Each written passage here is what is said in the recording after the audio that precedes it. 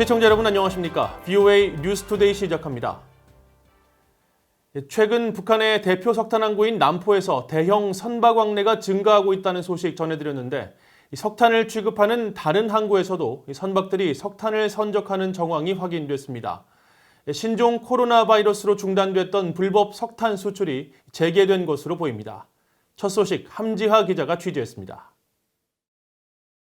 평양에서 대동강변을 따라 남서쪽으로 약 25km 떨어진 대한항을 촬영한 지난 3일 위성사진입니다. 약 130m 길이의 선박이 대형 적재함 한편에 석탄으로 보이는 검정색 물체를 가득 채우고 있습니다.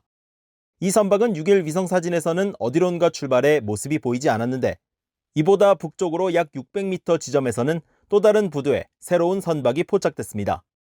대동강 남쪽에 위치한 또 다른 석탄항구 송림항에도 약 150m 길이의 선박이 포착됐고 동해 원산에서도 지난달 26일 110m 길이의 선박이 잡혔습니다. 주변엔 어김없이 석탄이 확실시되는 검정색 물체가 가득했습니다. 북한의 주요 석탄 취급 항구인 이곳은 신종 코로나 바이러스로 북한 당국이 국경을 봉쇄한 뒤 움직임이 거의 없었습니다. 그러나 지난달 말을 기점으로 이들 항구들에서 선박들의 움직임이 다시 활발해지기 시작한 겁니다. You can see in most of them the black holes where the coal is going. They're busy at it again. Get their ships going, and I think it's business as usual. 앞서 BOE는 북한의 최대 석탄 항구인 남포항에서 지난달 21일 대형 선박이 석탄을 적재하는 모습을 포착했습니다. 신종 코로나 바이러스 사태 이후 약 2개월 만이었습니다. 이 항구에는 이후에도 최소 4척의 선박이 더 발견돼 사실상 북한 선박들의 활동이 다시 재개된 사실을 확인했습니다. 유엔 안보리 대북제재위원회 전문가 패널은 최근 공개한 연례 보고서에서 북한의 불법 석탄 수출이 계속되고 있다고 밝힌 바 있습니다. 특히 지난 1년간 북한 남포를 비롯한 주요 석탄 항구를 촬영한 위성사진을 공개하며 이들 대형 선박들의 움직임이 불법 석탄 수출과 관련이 있을 것으로 추정했습니다. 전문가들은 북한의 외화벌이와 통치 자금을 관리하는 39호실과 군 기업소들이 지속적인 제재 회피에 어느 정도 성공을 거두고 있는 것으로 분석했습니다. BOE 뉴스 함지하입니다. 북한은 핵을 보유할 경우 미국의 핵 공격 대상에 오른다는 점을 알고 있을 것이라고 미국 의회 조사국이 지적했습니다. 또 북한 핵에 대한 미국의 억지력이 신뢰받지 못한다면 한국과 일본의 핵무기 보유 주장은 더 커질 것이라고 밝혔습니다. 김칸희 기자가 보도합니다. 미국 의회 산하 의회조사국은 최근 갱신된 비전략적 핵무기라는 제목의 보고서를 통해 핵무기와 관련한 미국 정부의 입장을 정리했습니다. 의회조사국은 특히 오바마 행정부 당시 핵무기를 갖지 않는 나라들에 대해 미국이 핵무기를 사용하지 않는다는 정책이 해당 국가들의 핵 보유를 좌절시킬 것이라고 주장했다면서 해당 정책으로 핵을 보유하거나 보유하려는 국가들은 미국의 핵 공격 대상에 오를 수 있다는 점을 알고 있을 것이라고 지적했습니다. 또 북한이나 이란같이 핵무기를 추구하는 나라들은 핵 프로그램을 해체하면 미국의 핵 공격 대상에서 제외될 수 있다는 사실도 알고 있을 것이라고 설명했습니다. 이와 관련해 트럼프 행정부는 최고조 미북 긴장 상태를 겪으면서 2018년 발간한 핵태세 보고서를 통해 북한을 심각한 안보 위협으로 간주하고 정권의 종말까지 언급해 오바마 행정부보다 더 강경한 입장을 보이기도 했습니다. Since 2010, North Korea has rapidly increased the pace of its nuclear testing and of theater, intercontinental, and submarine-launched ballistic missiles. At the same time, North Korea has repeatedly made explicit nuclear threats to the United States and our allies in the region. 의회 보고서는 이어 영내 동맹국들의 핵무기 보유 주장 문제를 짚었습니다. 핵무장을 한 중국과 북한의 핵 위협에 직면한 일본과 한국에서 미국 억지력에 대해 확신을 하지 못한다면 핵무기를 보유해야 한다는 주장이 더 커질 것이라는 설명입니다. 특히 최근 몇 년간 한국의 정치인들은 북한의 핵무기 시험이나 개발에 대응해 미국 전술 핵무기의 한반도 재배치나 한국의 핵 역량 개발까지 촉구했다는 겁니다. 보고서는 그러나 미국의 확장 억제는 미국의 비전략 핵무기에만 국한된 것이 아니라는 전문가들의 말을 인용하면서 미국은 영내 안보와 동맹국 안보에 대한 신뢰를 강화하기 위해 노력하고 있다고 밝혔습니다.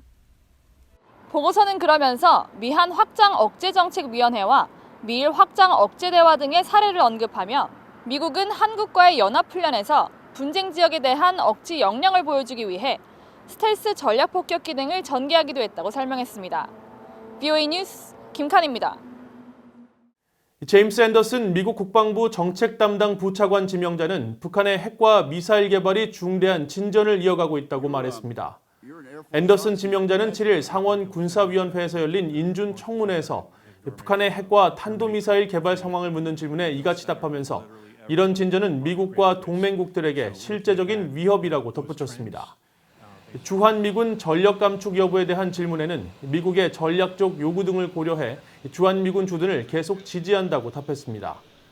미한 방위비 분담금과 관련해서는 동맹과 연합 방위를 강화할 상호 유익하고 공평한 합의에 이르는 데 전념하고 있다면서 진화하는 전략 환경에서 한국에 더 크고 더 공평한 비용 분담을 요청하고 있다고 밝혔습니다.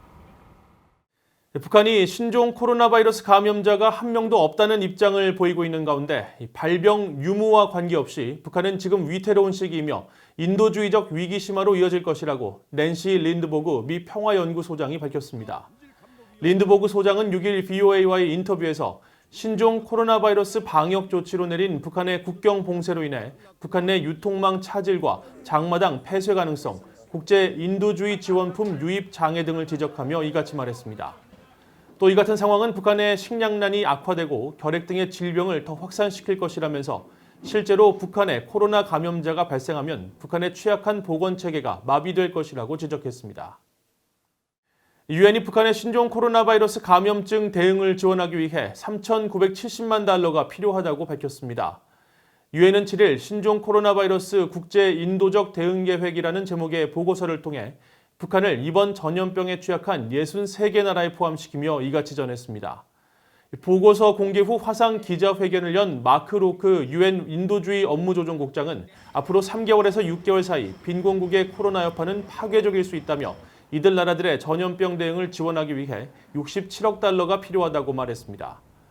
회견에 참석한 데이비드 비슬리 세계 식량계획 WFP 사무총장은 신종 코로나 바이러스와 관련해 부유국이 빈곤국을 돕지 않으면 지금의 보건 팬데믹이 기아 팬데믹으로 확산하는 등 글로벌 위기에 직면할 수 있다고 우려했습니다. 한국 내 탈북민 단체연합은 탈북민 출신으로 국회의원에 당선된 태영호, 지성호 당선인을 지지한다며 이들을 향한 한국 정부 당국과 정치권 등의 협박과 공격을 멈추라고 촉구했습니다. 북한 민주화위원회와 자유북한연합 등 한국 내 탈북민 단체는 7일 한국 국회에서 기자회견을 열고 탈북민 출신 국회의원 당선인들이 김정은의 행방과 관련해 각자의 주장을 폈을 뿐인데 한국 청와대와 정부, 집권 여당은 북한의 도발 등에는 대응하지 않고 탈북민들에 대한 악의적인 협박과 노골적인 공격을 하고 있다고 비판했습니다. 또 3만여 탈북민들은 두 당선인을 적극 지지한다면서 이들을 비난한 더불어민주당 소속 일부 의원들을 찾아가 항의할 것이라고 밝혔습니다.